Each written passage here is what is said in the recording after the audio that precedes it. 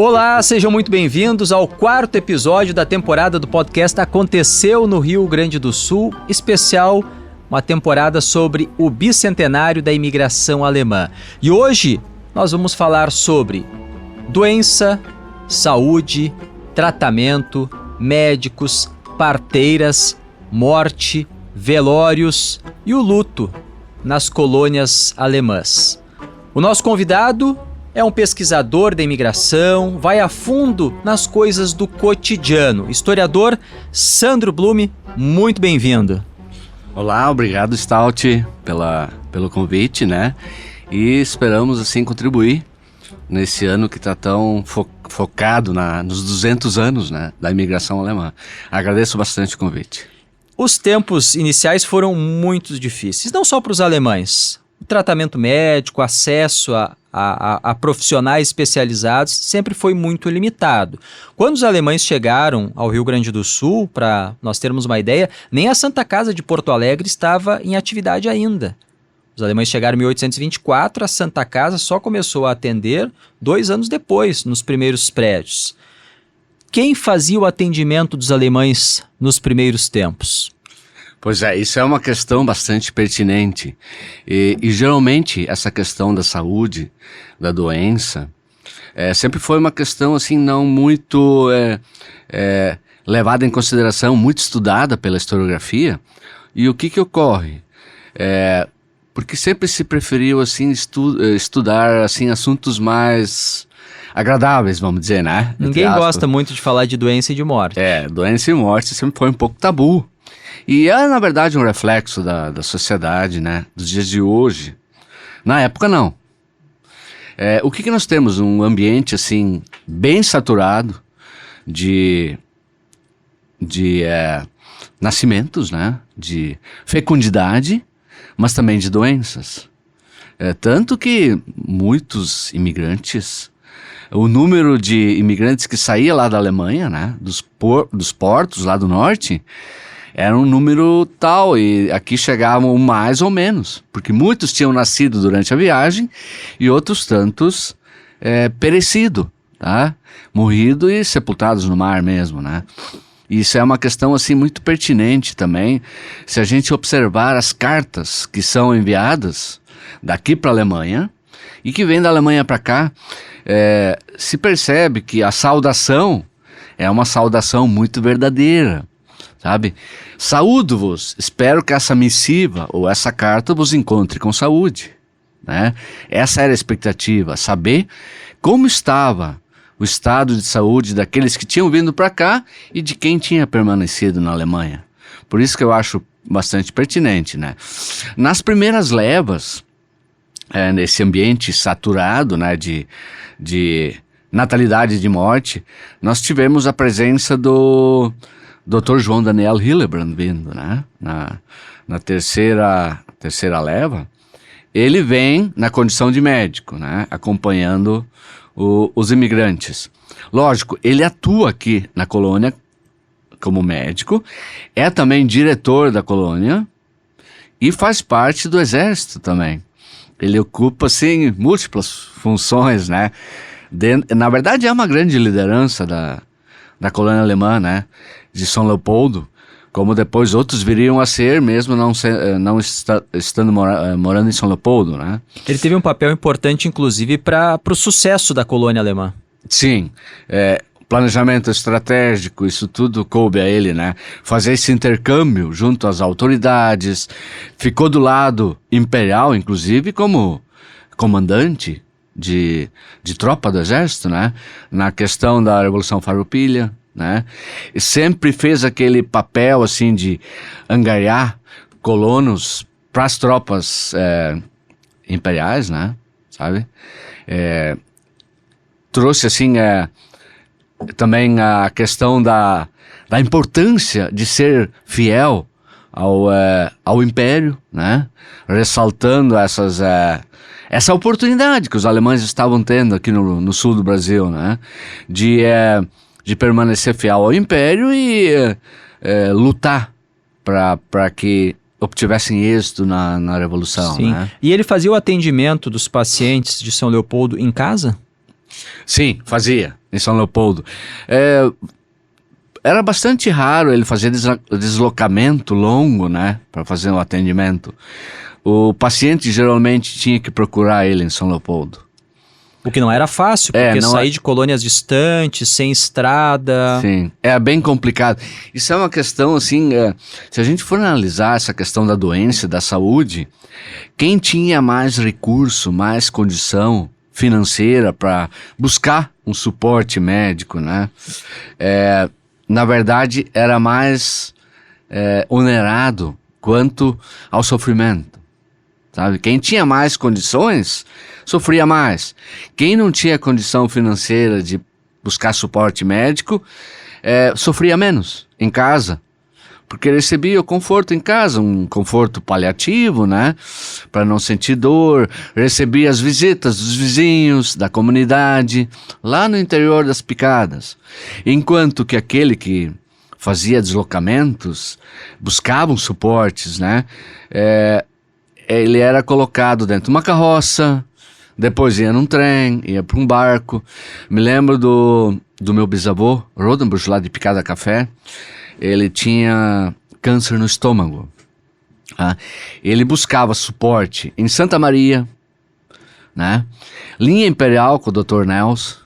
Buscava suporte aqui em São Leopoldo, em Porto Alegre. E no último ano de vida dele, eles exigiram que o médico de Porto Alegre buscasse na Alemanha uma literatura sobre o câncer. Sabe, qualquer coisa para eles seria mais ou menos que nem procurar no Google dos dias de hoje, né? Eles criam uma literatura, e essa literatura veio, só que veio alguns meses depois da morte dele, no ano seguinte. Acho que aí a gente pode entrar num ponto importante. Hoje, século XXI, as principais causas de morte são problemas cardíacos e o câncer. Em algumas cidades em alguns estados, o câncer já superou os problemas cardíacos, e em outros os problemas cardíacos ainda estão em primeiro lugar. Lá, no século XIX, nas primeiras décadas da colonização, do que as pessoas morriam? Pois é, a gente tem que analisar sob um prisma assim, bem específico a questão de saúde. Naquele tempo, saúde significava ausência de doenças. Hoje esse conceito mudou muito, né? Se pode conviver com doença hoje. É bem mais amplo. Saúde significa tu não ter doença, mas também um bem-estar social, mental, psicológico, né? Estar de bem com a vida, né? Qualidade de vida também. Naquele tempo era só doença mesmo, né? Não ter doença. Lógico, se a gente perceber, tinha várias doenças, algumas assim como... porque a gente tem que pensar que só em 1928 que surge o primeiro antibiótico, né? Com Alexander Fleming, né? Que ele descobre vem o advento da penicilina. Antes disso, era a própria imunidade do corpo que tinha que debelar possíveis infecções por bactérias. Aí nós temos, por exemplo, que em alemão se diz Stogram, né? Que isso é uma doença que era simplesmente causada pela bactéria, né? Pisava em alguma coisa, o tétano, né? Sabe? E isso acontecia muito porque as pessoas andavam descalças. E, por exemplo, eu me lembro de uma que teve que nem no ano passado, uns 3 anos atrás, teve uma invasão de gafanhotos no Paraguai. Pois isso acontecia naqueles tempos aqui na nossa região. Era bastante suscetível. E eles tinham que levantar das camas ou correr para a roça para debelar a nuvem de gafanhotos. E aí, lógico, se pisava em algum toquinho, porque alguns andavam descalços, as crianças principalmente, né? E nem sempre era possível proteger os pés rapidamente. Pisava em algum toco, aquilo era a porta de entrada para o tétano, porque aquilo inflamava. Aí os remédios caseiros da época, porque não tinha muito suporte de fármacos, nem de médicos, e nem de médicos práticos, que eram os que estavam mais perto ainda, né? Aqueles médicos que não tinham uma formação adequada, assim, uma formação assim, acadêmica, né? Aí tínhamos os médicos práticos, que tinham algum conhecimento de medicina, e esses davam suporte. Mas aí nós temos, então, esse pessoal com feridas no pé, né? Coloca uma pomada, geralmente extraída de gordura de galinha, né? E algum chá, alguma coisa, só que o que acontecia? Muitas vezes, se o corpo não dava uma resposta eficaz imunologicamente, né? A própria pomada que eles aplicavam protegia a ação da bactéria dentro da ferida. Entendeste? Sabe? Impermeabilizava o local e as bactérias agiam livremente ali embaixo, né? E aí o tétano provocava dores terríveis, febres, né? Era uma morte quase certa, né? Não tinha vacina antitetânica ainda, né? Bom, o tétano é uma. Tuberculose? Tuberculose bastante, que era a doença romântica do século XIX, né? Nós temos muitos pastores falecendo de tuberculose, muito sofrimento nas colônias alemãs, inclusive pastores que eram curadores também, pereceram de tuberculose, que era a doença daquele século, né? As gripes também matavam? Aí nós temos, não tanto quanto hoje. O problema daqueles tempos eram as bactérias, não tanto as questões assim de doenças virais. Essas surgem já no século XX, que nem nós temos a gripe espanhola de 1918, né? Um século antes não era tanto, né? Era a tuberculose, o tétano, por exemplo, a febre, as febres ocasionadas por vários, pela água suja que eles tomavam, era uma condição muito precária de se cuidar, de se proteger, de cuidar da própria saúde, né?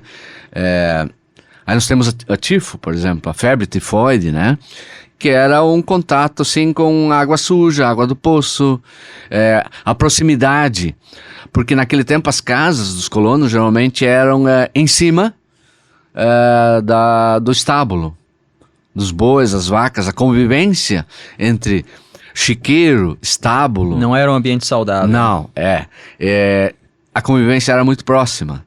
Aí nós temos os médicos práticos e até mesmo parteiros, que além de fazer partos, eles davam algum suporte na área da saúde. Por exemplo, em Picada Café, descia lá de Nova Petrópolis o doutor, quer dizer, o Anton Faix, Anton Maria Faix, que era um imigrante boêmio, estabelecido em Nova Petrópolis, ele vinha fazer partos em Picada Café. E quando se sabia que ele estava em Picada Café, muitas pessoas procuravam ele para outras questões relacionadas à saúde. Por exemplo, extrair berne da cabeça das crianças, né? Porque as crianças geralmente estavam com berne na cabeça por causa dessa proximidade com boi, vaca e das moscas, né? As moscas varejeiras. Um ambiente sujo. Um ambiente bem sujo, e o Faix aconselhava como se proteger, como adotar hábitos mais saudáveis, e ao mesmo tempo que ele colocava uma pomada na cabeça das crianças para sufocar o berne, né? E no dia seguinte, com as mãos, extrair o berne da cabeça. E muitas crianças tinham 5, 6 bernes, né? Na cabeça, né? Muito da tua pesquisa, Sandro, vem a partir dos anúncios fúnebres. As próprias famílias contavam como foram os últimos dias do falecido. Isso é uma coisa que dificilmente se enxergaria nos dias de hoje, né? Essa questão, porque parece que não tinha uma questão muito ética, né, envolvida ali naquele tempo. Era tratado de uma forma mais natural. Os problemas da saúde, a causa da morte. Sim, era exposto para todo mundo, publicado. Daí o que eles jornal. escreviam lá? Eles contavam qual era a doença, como foram os últimos dias, quem estava o tratando. Isso, era o necrológio, ele é bem uma informação, uma notícia bem completa. Muitas vezes era direcionada a parentes de longe, né, que não podiam estar ali no velório. Aí eles contavam: a nossa família sofreu muito nos últimos meses. né? O pai estava doente, as suas faces praticamente estavam apodrecendo, sabe? Usavam esse detalhe. Expressões assim bem fortes, com detalhes assim. As crianças dentro da casa, a gente tinha que afastar porque seus gritos eram terríveis. E davam detalhes de quem fez o tratamento. A mãe fez uma cirurgia, porém, apesar do êxito, a doença voltou 3 meses após, aí teve que fazer outra cirurgia. Eles davam todo esse detalhamento do quarto do sofredor, do doente, como que era aquele ambiente, quem estava visitando, como estava sendo, que volta e meia abraçava o crucifixo. Porque a gente tem que pensar que naquele tempo, se não tinha um suporte médico da ciência, né, tinha a resignação do pessoal diante da ajuda divina, né, de poder dar um suporte. E aí nós temos todo esse detalhe, né. E quando, nessas tuas pesquisas, quando começa a aparecer nessa descrição da causa de morte o câncer? O câncer bem tardiamente, ali depois dos anos 40. Provavelmente por falta de diagnóstico. Porque antes disso, possivelmente, claro. Porque justamente por isso que Otto Rodenbusch mandou trazer da Europa, da Suíça, uma literatura, um livro, sobre o que é o câncer. E esse livro eu tenho ele nos dias de hoje, caiu de herança para mim. Sabe que pesquisando sobre meus familiares nos livros da igreja, em especial em Voti, Dois Irmãos, que é a região onde ficavam meus antepassados, e ali tem muitos casos, a descrição do óbito, morreu no dia tal, o familiar tal fez o comunicado, o sepultamento foi em tal cemitério, e em muitos casos tem a causa da doença no registro da igreja. E me chamou a atenção em vários casos. Tem a febre tifoide, por exemplo, mas em vários casos, hidroposia. Wassersucht, em alemão. Que provavelmente eles não... pode até ser um câncer, que eles não tinham diagnóstico. Sim, não tinha. Porque naquele tempo tínhamos, nos anos 20 e 30, o aparelho de raio-x, né? Mas fora isso... Eu tô falando que até casos do século XIX ainda. Eles tinham diagnosticavam assim meio que no achômetro, né? A hidroposia seria assim um excesso, um acúmulo de líquido. De líquidos na pleura, no pulmão, né? Pleurisia eles chamam também, né? Que é uma camada que fica entre os tecidos, né? Uhum. E ali acumulava muito líquido, tanto que eles colocavam um dreno também, para tirar essa água, né? Imagina, também era a porta de entrada para bactérias. Vamos lembrar que um costume dos imigrantes, de muitos, em especial os homens, era a fumar cigarro de palha. Sim, com certeza. Isso era uma causa de óbitos assim muito comum, que consumia a pessoa, né? Essa questão da água nos tecidos, né? Em alemão se dizia Wassersucht. Wassersucht, né? Meio que assim, a água tomava conta, né? Uma curiosidade, Sandro, como os práticos, os médicos, as parteiras aprendiam o ofício? Com outros familiares? Em algum local, em alguma das colônias tinha uma formação? Ou não? Não, formação aqui não.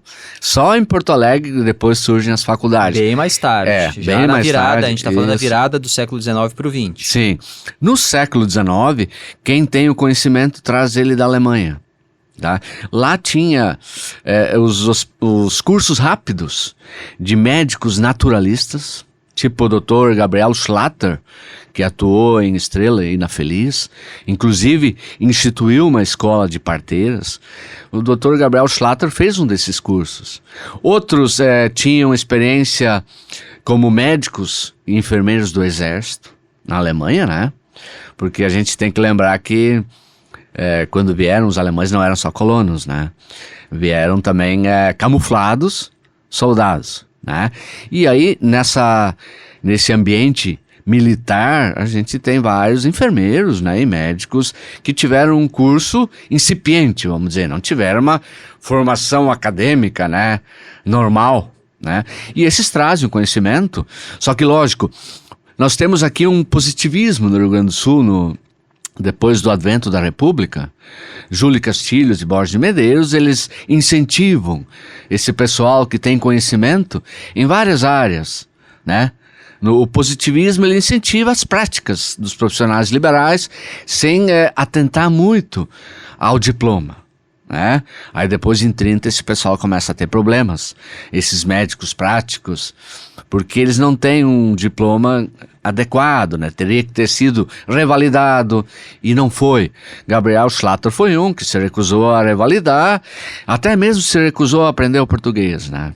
Sabe, ele não quis aprender, ele era austríaco, mas era um grande médico que deu um suporte a dezenas de parteiras que tinha no interior do Rio Grande do Sul. E atendiam em casa, esses médicos, eles atendiam em casa e visitavam o paciente em casa também. Os dois formatos. Nós temos o Georg Schäfer em Dois Irmãos, que tinha o consultório dele naquele prédio onde hoje está o museu. O Museu de Dois Irmãos. Isso, o Museu Histórico de Dois Irmãos era a casa do Dr. Schäfer. E nós temos, assim, encontrado inúmeros necrológios que citam o trabalho dele, e também ele deixou uma biografia, um diário, onde ele enumera todos os procedimentos que ele fez. Fiz 20 amputações. Extraí 1.200 dentes. Isso em que período? Isso foi por volta, depois do período Múcar, ali, nos anos de 1880. Eu fico imaginando como era uma cirurgia sem uma sala cirúrgica, um hospital, sem os equipamentos, sem os anestésicos, sim. Uma amputação de um membro. Era frio, como se dizia, né? Botava um torniquete, alguém tinha que segurar a pessoa, né? Que loucura. E era na força, né? A frio. Depois vai surgindo gradativamente algum anestésico, clorofórmio, os gases que são inalados através da máscara de Obredani, que as enfermeiras e as irmãs geralmente seguravam na boca do paciente, né? Essas máscaras de gases, de éter, clorofórmio, eram as primeiras iniciativas. Quando ainda não se tinha anestesia peridural, aquela local, a venosa, né? Não tinha ainda. Isso surge depois, já depois dos anos 30, né? E tinha muito, hoje a gente tem, assim, os acidentes domésticos, é claro, mas os acidentes que causam, assim, maiores transtornos ou maior repercussão hoje são os acidentes de trânsito, por exemplo. Sim. Mas nas colônias, os acidentes domésticos em casa, no trabalho, no dia a dia, ou até com um animal, de repente um coice, em alguns casos poderiam deixar sequelas muito graves. Com certeza. Isso é bem pertinente, essa questão aí. Nós tínhamos, assim, muitos acidentes relacionados à roça, que nem eu mencionei ali a questão do tétano, né? De pisar num toquinho, porque a gente sabe que tudo era roçado. E tu não consegue roçar rente ao chão o suficiente, né? Sempre fica um pedacinho para fora.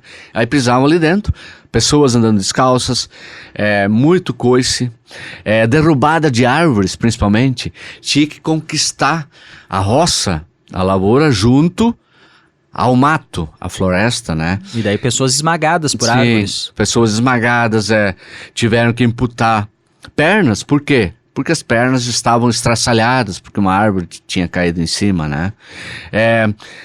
Muito uso de dinamite também. Eles usavam para detonar rochas. Para abrir espaço para roça. Isso, para as estradas principalmente, né? Para as estradas. Aí já mais a dinamite mais para construção de estradas, né? Se usava muita dinamite. Armas de fogo também, na caçada. Por exemplo, o Dr. Nels lá de Gramado, ele sempre me conta sobre o paciente perder um olho e ter que tirar ele, sacrificar, porque não tinha mais conserto.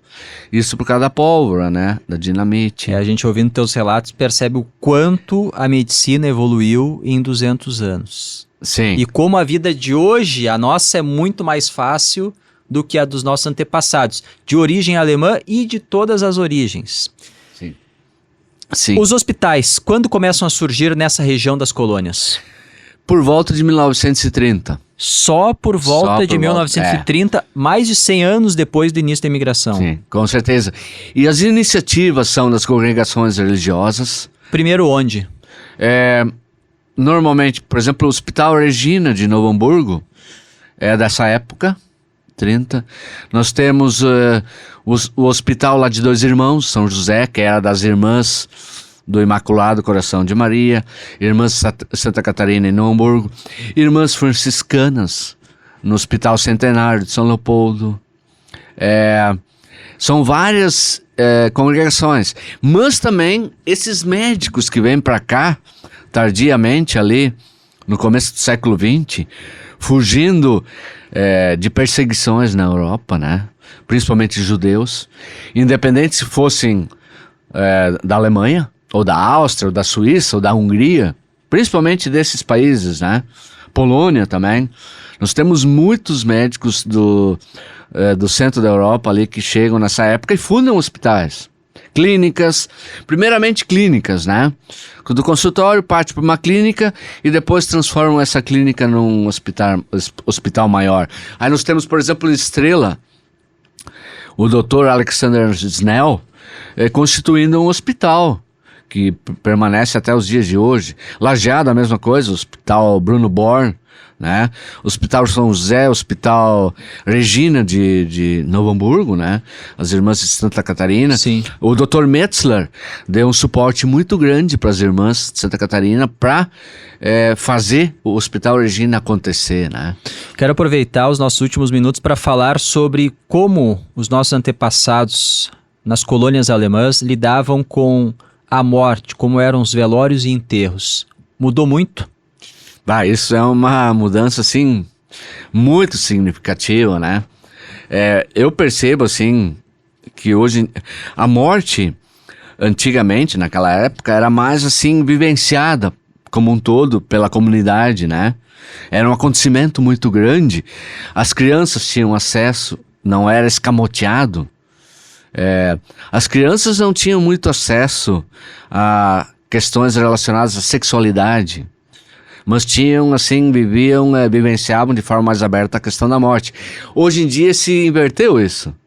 As crianças são afastadas do convívio da morte, do luto, mas são iniciadas, assim, de forma mais precoce nas questões da sexualidade, né? Então a gente acompanha a TV. E o velório era um acontecimento muito importante na comunidade. Se falava disso meses após, semanas, né? Vinham pessoas de longe, pernoitavam na comunidade, né? Ofereciam refeições. Muita fartura em termos de refeições para abrigar essas pessoas. Isso era uma necessidade, né? Quem percorria assim uns 200 quilômetros não tinha como voltar no mesmo dia. Tinha que fazer uma refeição e aí se matava. Se carneavam galinhas, um porco, faziam cucas, várias fornadas de cuca, né? Para abrigar essas pessoas que não ficavam exatamente na casa onde tinha o velório, mas... Porque o velório ocorria na casa da família, sempre. Com o advento das casas mortuárias é um fenômeno recente ali dos anos 80 para cá, né? De 1980 para cá. Na maioria das comunidades era sempre na casa, né? E quando se ia embora do velório, normalmente no mundo católico, né, se recebia uma lembrancinha, um santinho, que normalmente tinha uma foto de um santo ou do próprio falecido. Ali tinha também questões assim, porque o mundo católico tinha o purgatório, né? E ali a família pedia a intercessão das outras pessoas que tinham estado no velório para rezarem 20 Pai Nossos, 50 Ave Marias, para ajudar a elevar a alma do falecido ao paraíso celestial, porque ele estava naquele mesmo termo, naquele limbo, né? Que não era nem inferno e nem céu, estava no purgatório. E com a ajuda das pessoas, rezando bastante, né? Poderia alcançar a glória eterna, né? E por isso que se pedia, né? Pedia que o pessoal fizesse isso. Sandro Blume, historiador e escritor. Quantos livros já, Sandro? Nós estamos indo para o 7º livro. 7º livro. E entre os livros, 2 que tratam do tema aqui do nosso podcast, neste episódio, Saúde, Doença e Morte, Práticas Curativas nas Colônias Alemãs, 1890 a 1970. Tem muito do que o Sandro contou aqui em detalhes, inclusive com os textos que eram publicados pelas famílias depois do falecimento, trazendo esse rico detalhamento, informações que são importantes hoje do ponto de vista histórico para entender como viviam e como morriam os nossos antepassados, e também Morte e Morrer, nas Colônias Alemãs do Rio Grande do Sul, Recortes do Cotidiano, são 2 dos livros do Sandro. Tem outros também sobre a imigração. Te agradeço muito, Sandro, volte sempre. Muito obrigado, Stout, pela oportunidade, e podem contar comigo. Sandro Blume, nosso convidado para falar sobre saúde, doenças, morte, vida nas colônias alemãs. Na semana que vem, mais um episódio. Compartilhe este com seus amigos, nos seus grupos de WhatsApp, nas suas redes sociais. Muito obrigado pela companhia. Tchau.